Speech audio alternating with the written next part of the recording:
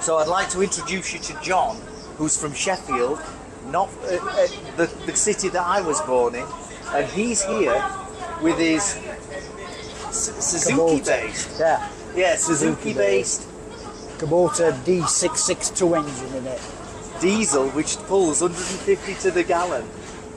And he's off to, where are you off to in Germany? Up in near Hamm. Hamm. Yeah. So you're off to Hamm for a diesel venue. Yeah. Where Diesel everybody's gathering up. A good rally. There's normally around 200 bikes congregate around that site.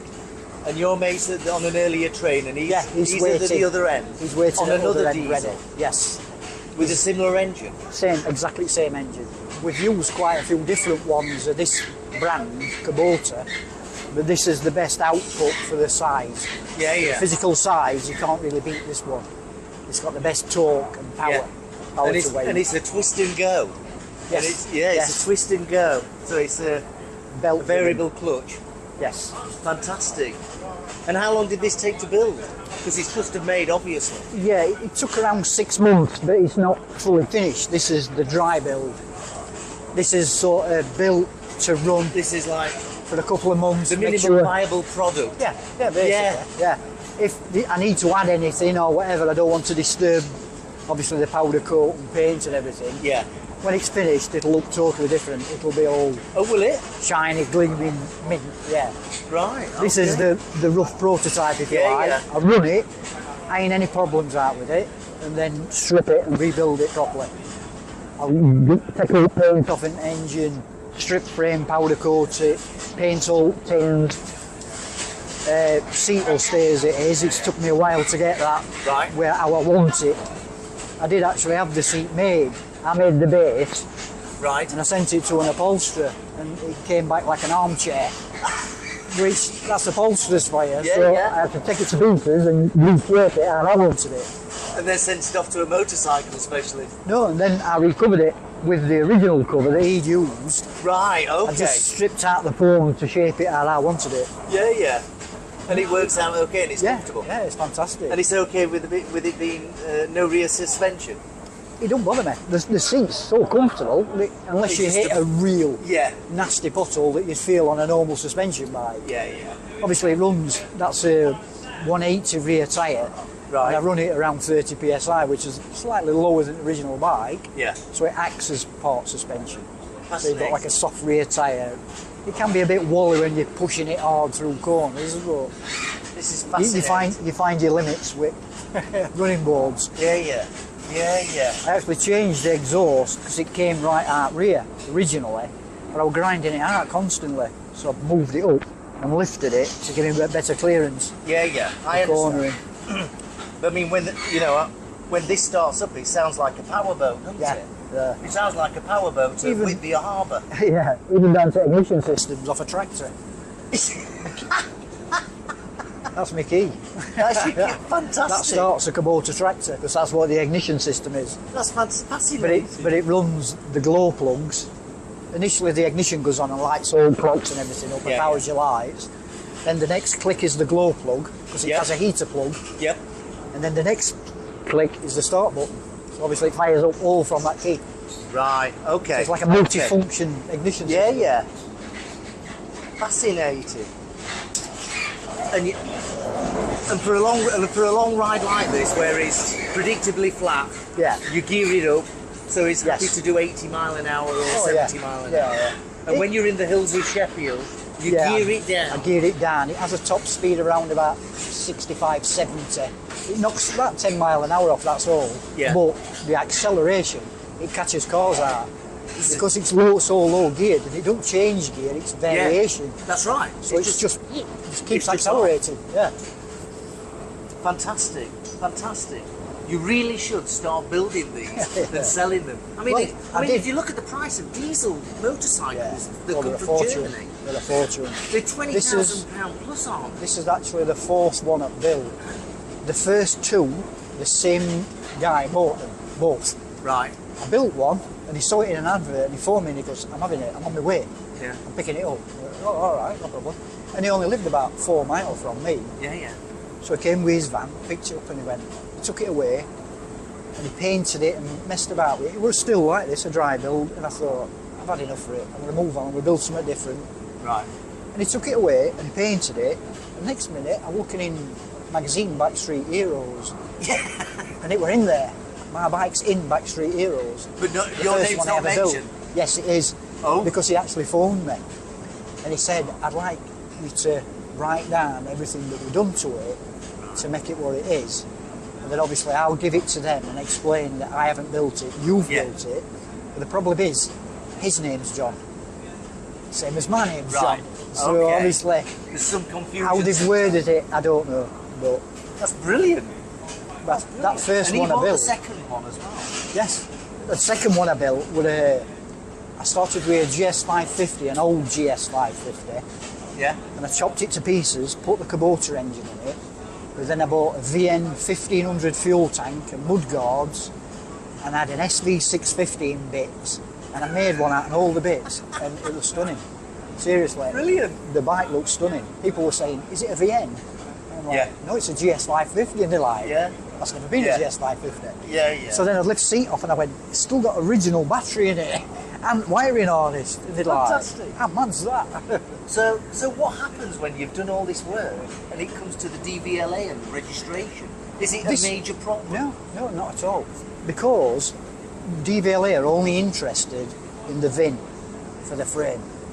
Right. They're not interested in the engine. Everything else is ancillary. Yeah. And you can swap and change it. When you're not bothered. Yeah, normally now, if you buy a bike, when you look at logbook, it don't give you an engine number.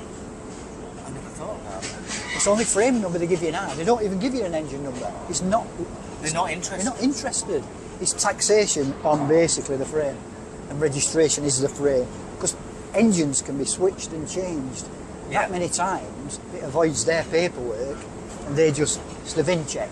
Yeah. When they check you outside the road, they don't check engine number unless the numbers look suspect. Yeah.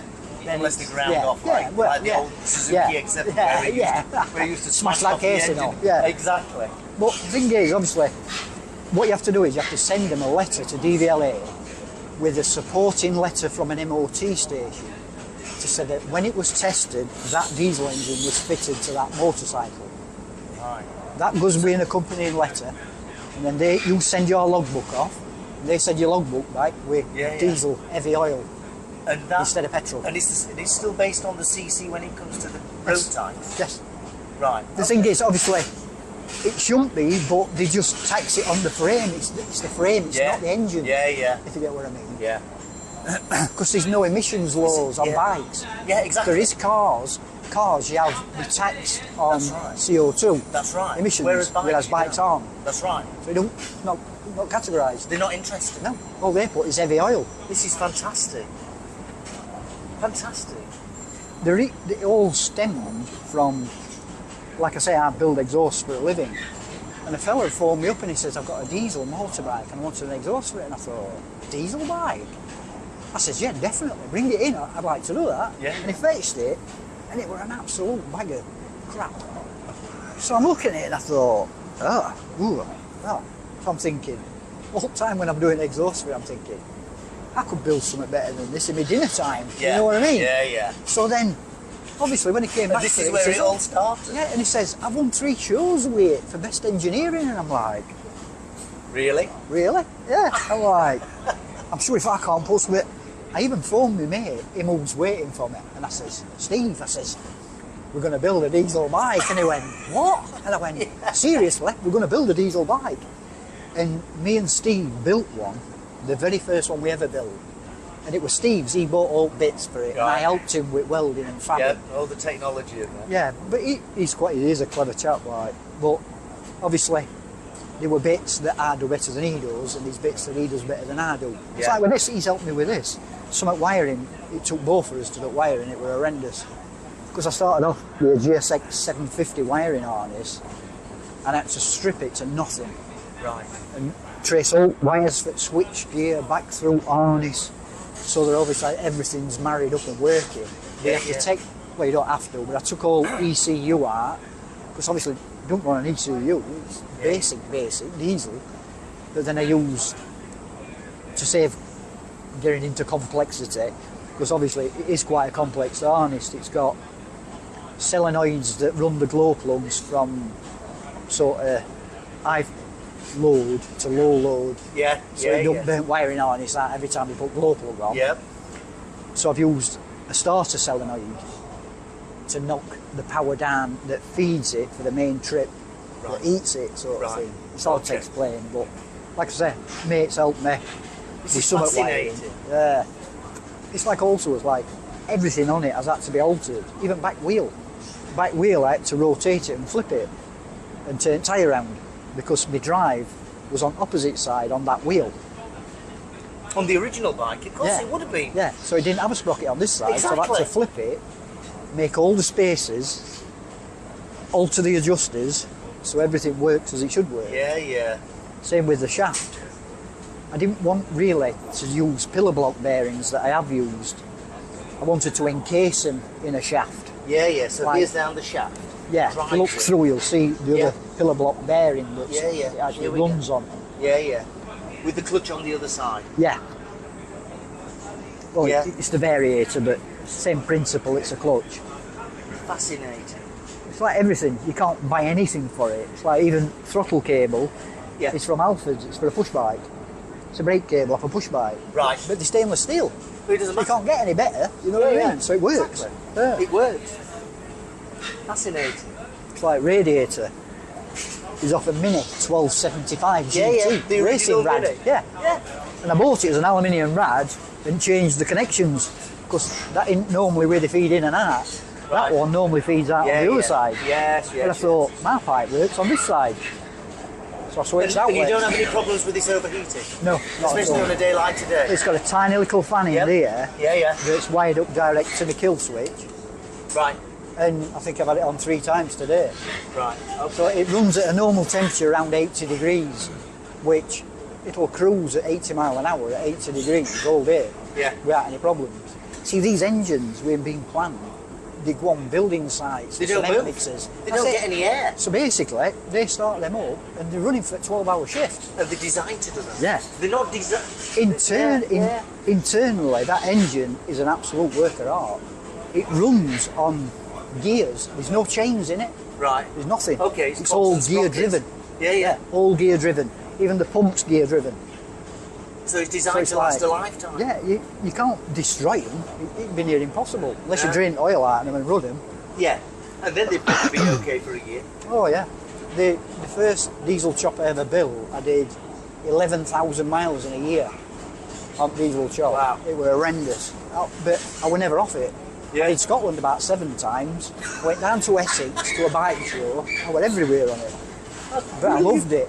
Yeah. So I built a couple of other bikes, but then I thought, I like my chop best.